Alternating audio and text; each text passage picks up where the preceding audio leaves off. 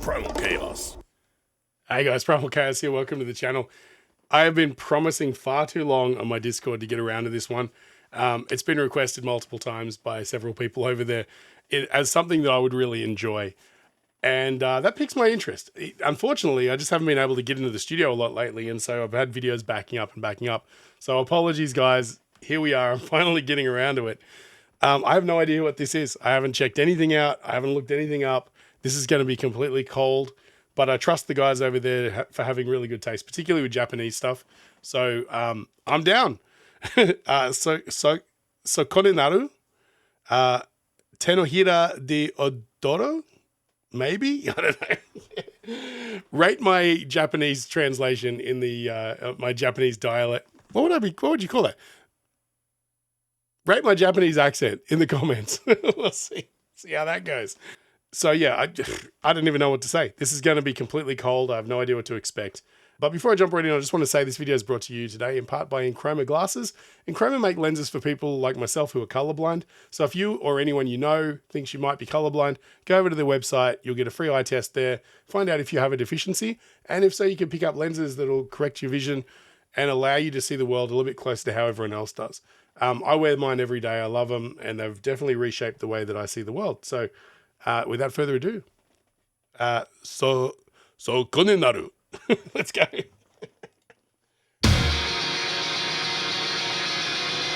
That's really dissonant. Come on, what a bass sound.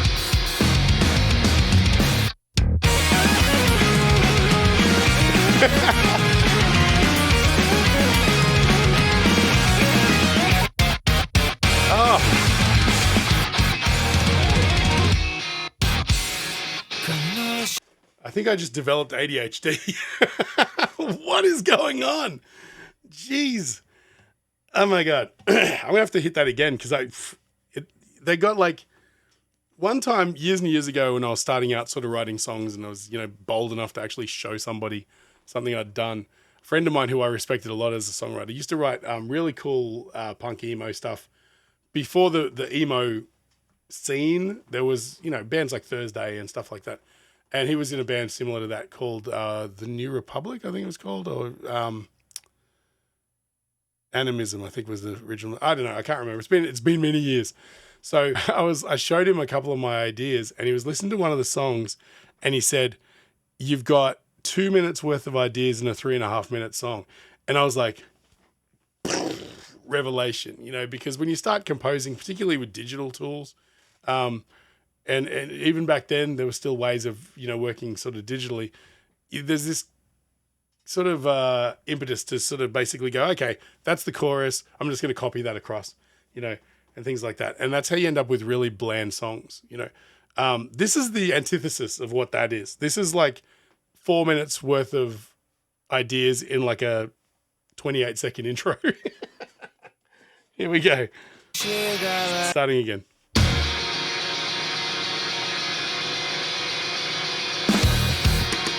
The mix is so punchy. Oh.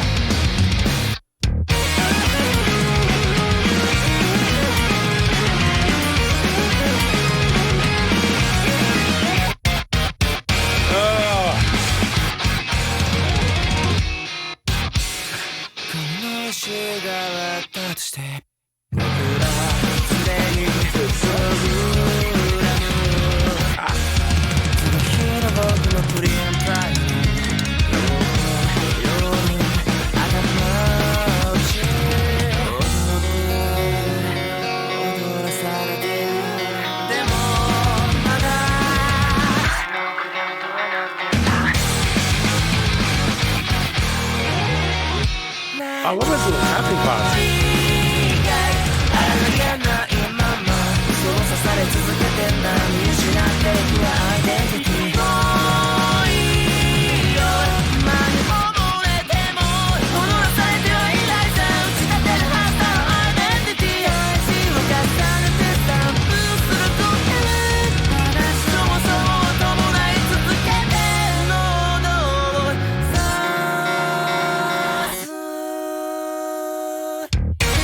Come on. My head's spinning. I don't even know where to start. First of all, what a voice. What an ability to come up with randomized. It's like they literally got 10 songs, threw them in a blender, chopped them up, and just dropped it into a tray. And that's what you're getting. You're getting a little bit of this, a little bit of that. Those little, like, tapped parts, they just seem truncated. They don't seem to be the right length, you know. But I mean that in the best possible way. It's sort of like, it's so jarring. And then those little one hit sort of bump in between sections and things right before the verse comes in, I believe, and just right before this next section. They just do a single hit, you know, of the kick and the bass and I think the guitar all at once. Is dum, you know. It's chaos. It's pure chaos, but somehow it still manages to keep itself together in an organic way, to be melodic and punchy and powerful. And it's like, if you wanted to, if somebody gave you like 3 minutes to demonstrate who you were as a band, this is the song. Because it's like, it's got everything from funk to groove to ambient to melodic. It's got beautiful vocal harmonies. That part right there towards the...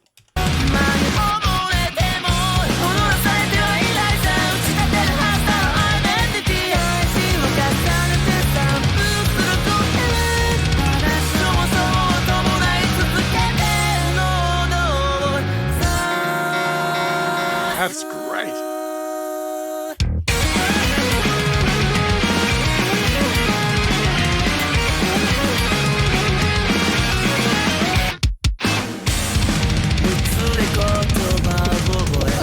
Oh, man.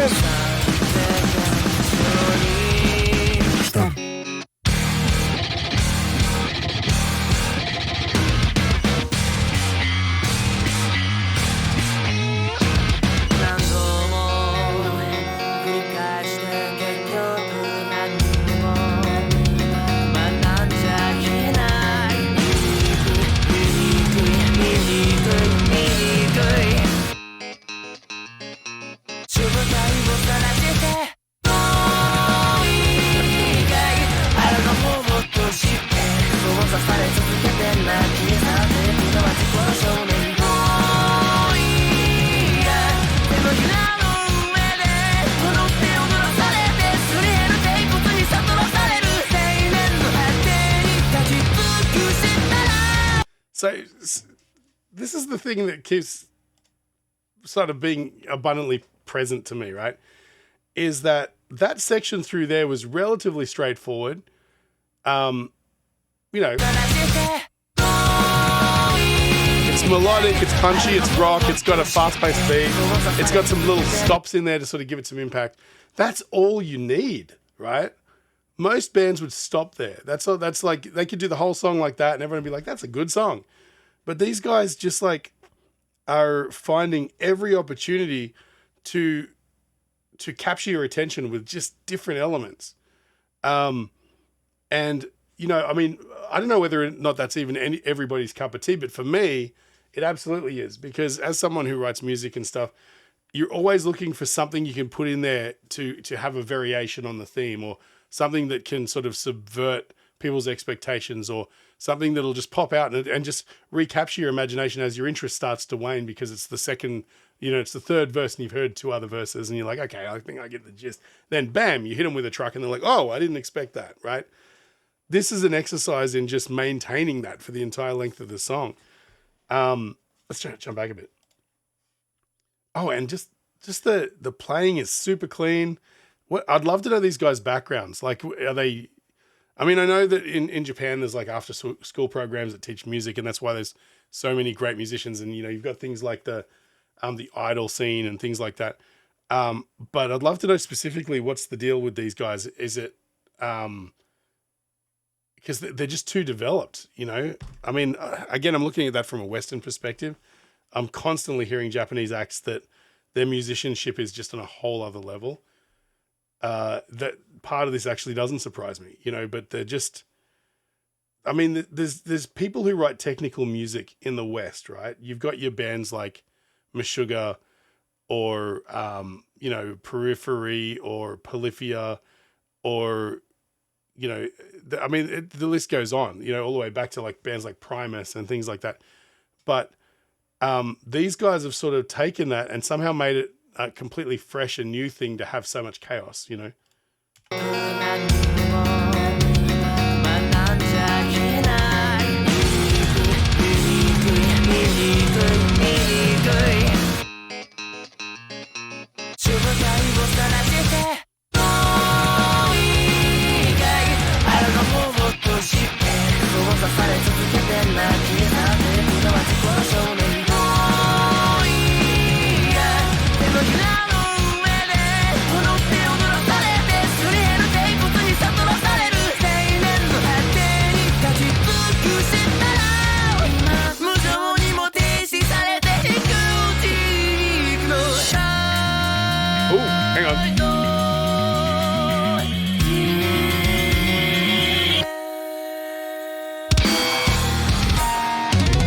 Oh, come on.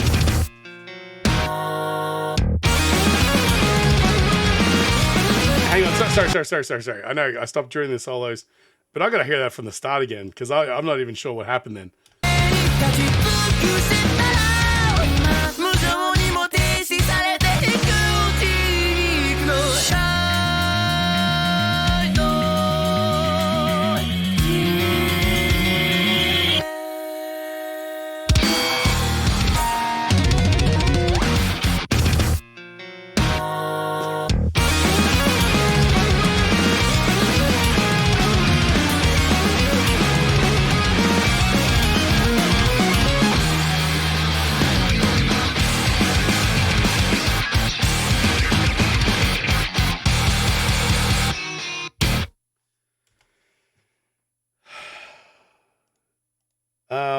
Yeah, that happened. That's something that happened. I don't know if I've ever been this speechless after.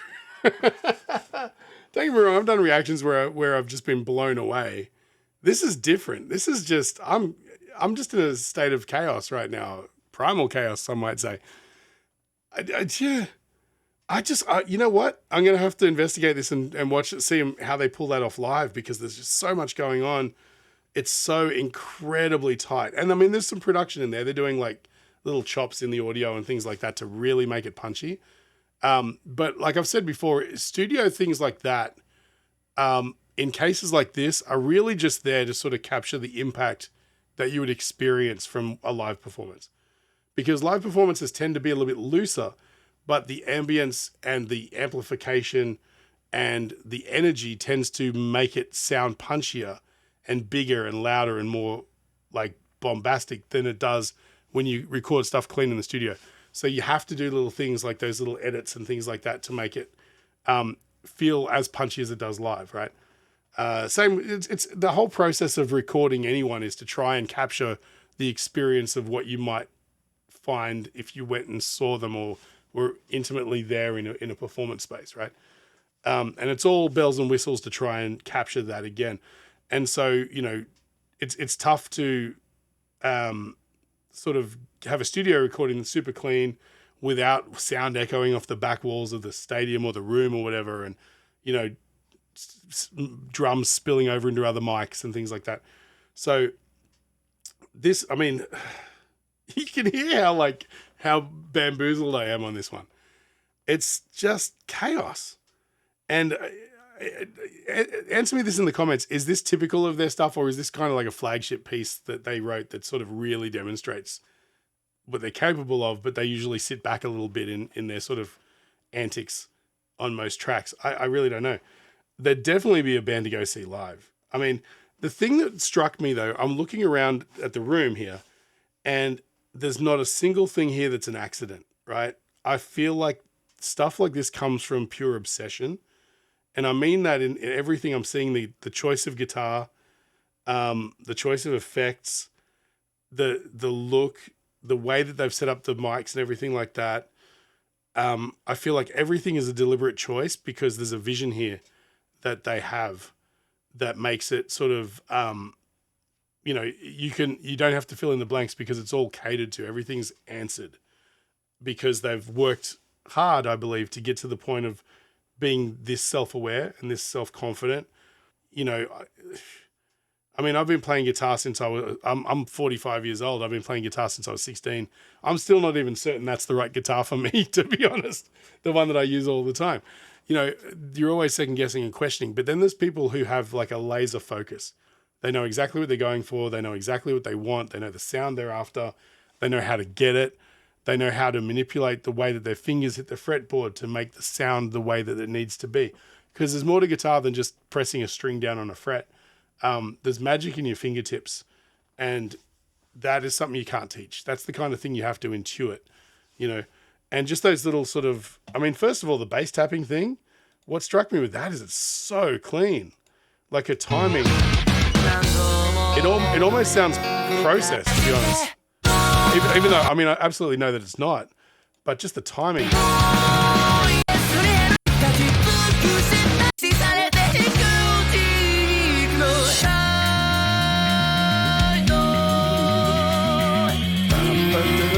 Because even just the timing of it, it's not just it's accented and everything. It's so beautifully clean. And then these little clean parts he does. You'll notice that he also underpins what she's doing a little bit. See that? And then there's also some screeching sound in the background that sort of builds as well. Which it sort of gives you this anxiety as it sort of raises up dynamically. And then it just cuts to this really sweet harmony. You know, nothing here is an accident.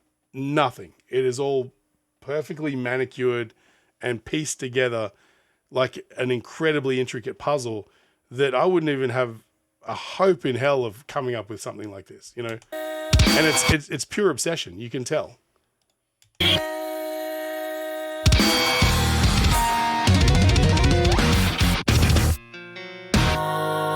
You know, I mean, again, the choice of instrument. I don't know that if he had my guitar, I got an Ibanez Prestige, Japanese model.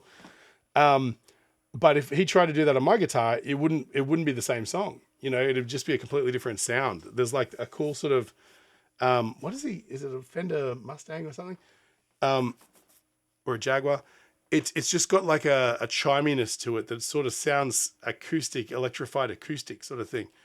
That's just so, you know what? I'm rambling now. There's too much here to go into detail on. Suffice it to say, that blew my hair back. The energy was brilliant. The composition is spectacular.